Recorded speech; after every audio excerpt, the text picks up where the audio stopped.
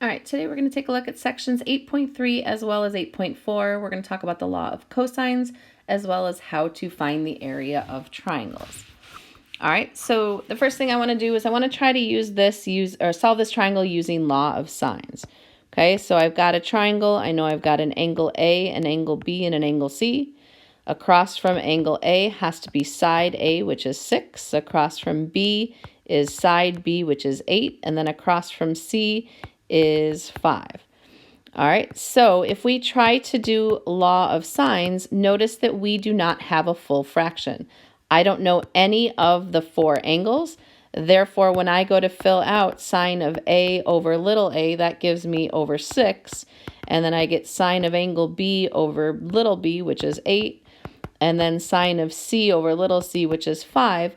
I don't have a full fraction. I have a variable in each spot. So in this case, if I set those two that I colored in yellow equal to each other, I'd have 2 variables. Okay, so for this reason, we have to have another way to solve this, and that is using what we call the law of cosines. Okay, so the law of cosines has 3 different formulas depending upon which side you are trying to find or which angle you're trying to find. And again, we want to use law of cosines when we can't use law of sines. We don't have that full fraction that I've mentioned quite a bit before. Okay, so again, we're going to use law of cosines when we don't have that full fraction. Okay, one of the other things I want to talk about is when you use law of cosines for the first angle, go ahead and stay with law of cosines. That way we don't get into using law of sines and getting that ambiguous case. Okay, so if we're looking for C, use this equation to find angle C. Use this equation to find angle B, and then this one to find angle A, or possibly side A. Okay, so notice a couple things here. If you're looking for side C, it uses angle C. Same with B and angle B, A and angle A. And the other 2 parts are the other 2 missing sides. So if it's C squared, it's A and B, and then you also have A and B right there. In equation 2, it's B squared, so that means you add A squared and C squared, and then multiply or subtract 2 times AC. And then in the last one, if it's A squared, it's B squared and C squared, and then you subtract 2BC. So obviously on the quiz, you're not going to have to memorize the law of cosines. Hopefully you'll have this somewhere handy. But I just wanted to kind of point out those patterns in the 3 different equations. All right, so let's take a look. And right now we're just going to find the smallest angle. So one of the things that we have to remember is that the smallest angle is opposite the smallest side. Okay, the largest angle would be opposite the largest side.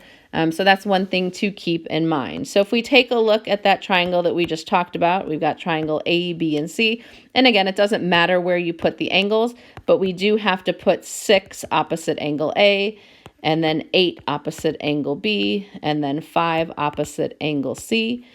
And again, we don't have a full fraction here because we don't have any of those angles. So if we look at those 3 sides, we'll notice that side C is the smallest side. So that means angle C is going to be the smallest angle.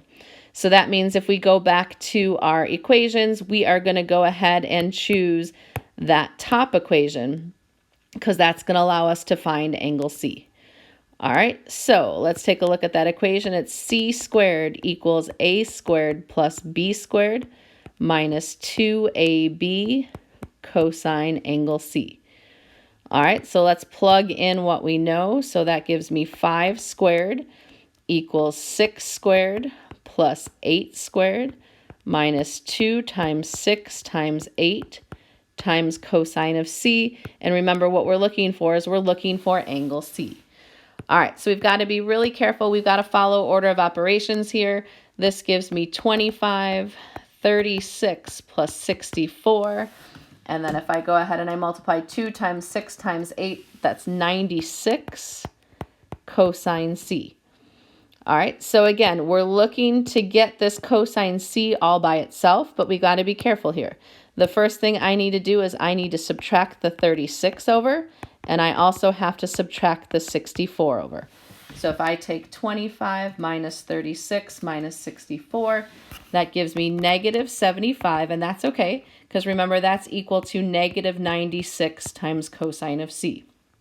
Okay, now this is multiplication, so we've got to divide by negative 96. So that gives me cosine of c is equal to negative 75 divided by negative 96, which is approximately, actually it's exactly 0.78125. So again, cosine, just like sine, has to be between negative 1 and 1, which clearly this is. So I have to go second cosine, and then again second answer. We want to make sure we're in degree mode, and that gives me angle C, let's just round the nearest tenth, is 38.6 degrees. Okay, now let's talk about ambiguous case. Is there an ambiguous case with cosine? Well, I know cosine's positive in quadrant 1 and quadrant 4. We know quadrant 1 is between 0 and 90, so that's good for an angle in a triangle, but quadrant 4 is between 270 and 360, so that cannot possibly have a second angle because of the fact that an angle of 270 degrees or all the way to 360 degrees can't be part of a triangle. So we know that angle C can only be 38.6 degrees. So law of cosines is a little bit easier because of the fact that there is no second triangle. All right, so let's do an application of law of cosines. All right, it says on a softball field, the adjacent bases are 60 feet apart. The distance from the center of the pitching mound to the tip of home plate is 43 feet. And we want to find the distance from the center of the pitching mound to first base. We're going to round to the nearest hundredth of a foot. Okay, and here's a couple things about a softball field if you weren't aware. It is a square, so it has 4 right angles in the corners. The diagonals of a square bisect the angles. That's something that you might remember from geometry. And the pitcher's mound is not the same distance to home plate as it is to second base. So the distance from here to here is not the same as the distance from the mound to second base. All right, so what do we know about this square? I know that each of these pieces are 60 feet. Okay, I know the distance from the pitching mound to home plate is 43 feet. Okay, we know that there is a 90-degree angle. And we also know that the diagonals bisect. So that means each of these is 45 degrees. And we also know we're finding the distance from the pitcher's mound, the center of the pitcher's mound to first base. So this is my X right there. All right, so if you take a look at that triangle, I'll color it in orange, that triangle right there, we've got plenty of information here. Let me redraw that triangle. I've got 43 here, I've got 45 degrees down there, and 60, and we're looking for X. All right, so if you tried to set up and you thought, hey, I'm going to try to use law of cosines, law of sines, notice we don't have a full fraction. I would get sine of 45 over X. I'm going to call this angle A, angle B, and we'll just call this angle C. All right, and that would be equal to sine of A over opposite A would be 60, and that would be equal to sine of angle B over opposite of B would be that 43. So again, we have a problem here because we don't have a full fraction. Remember, law of sines, we've got to have that full fraction. All right, so in this case, we're going to have to use law of cosines. All right, and what are we trying to find? We're trying to find this piece X. I'm going to go ahead and not call it X. I'm going to call it side C since I labeled those C. So I'll go ahead and fix that in my law of sines, although that still tells me I can't use law of sines. So again, we're looking for side C. So of those 3 formulas on that first page, we're going to use the one with C squared in it. So it's C squared equals A squared plus B squared minus 2AB cosine of C. All right, so we should have everything that we need. Remember, opposite B, this makes that 43 little b, and then that 60 is opposite angle A. So let's plug in the numbers that we've got. We're looking for C squared. We know A squared is 60 squared, B squared is 43 squared, minus 2 times 60 times 43 times cosine of angle C, which was 45 degrees. So the nice thing here is we're solving for C, so we can just go ahead and type that entire right side into our calculator. So we've got 60 squared plus 43 squared minus 2 times 60 times 43 times cosine of 45. When I type that into my calculator, I get 1800.32.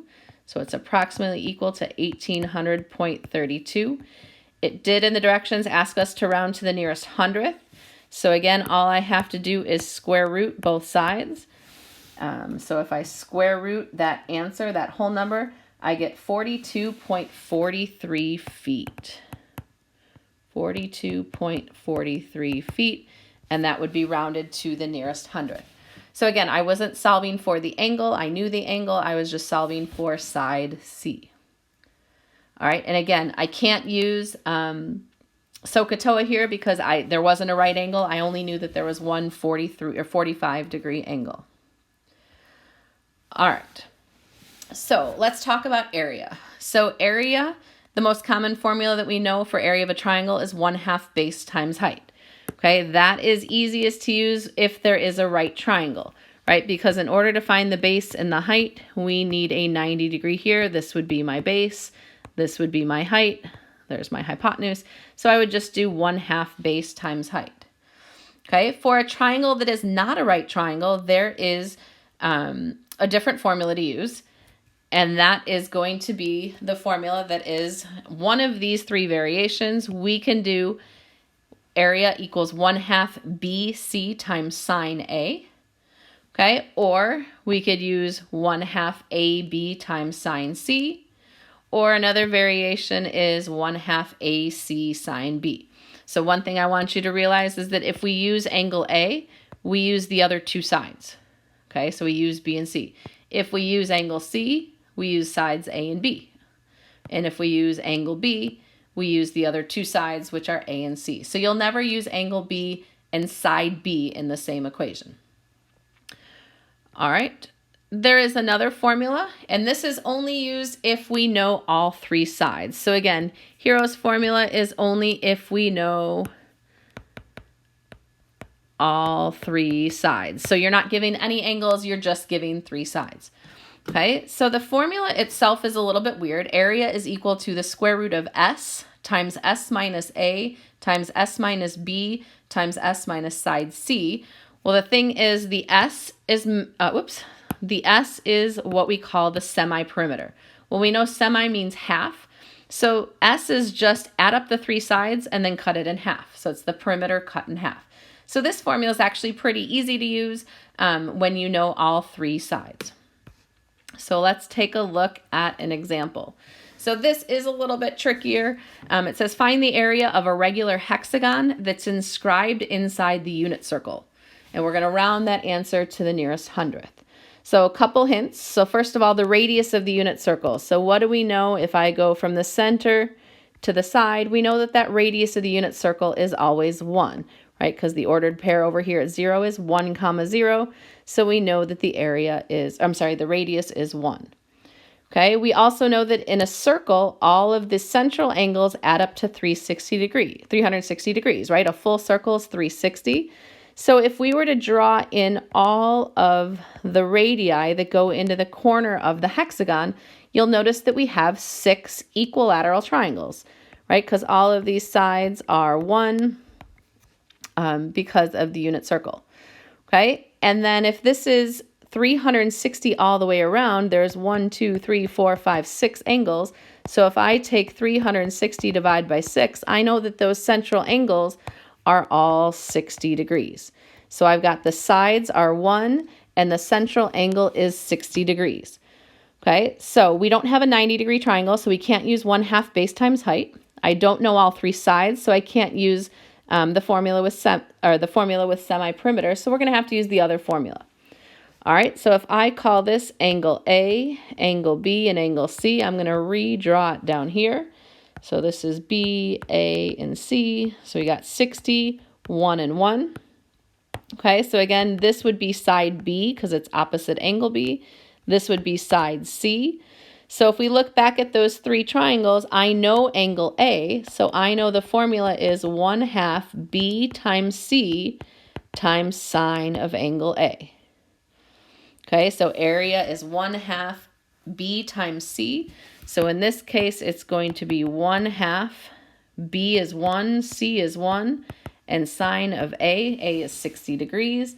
So all we have to do is go into our go to our calculator, and we're going to do 0.5 times 1 times 1 times sine of 60.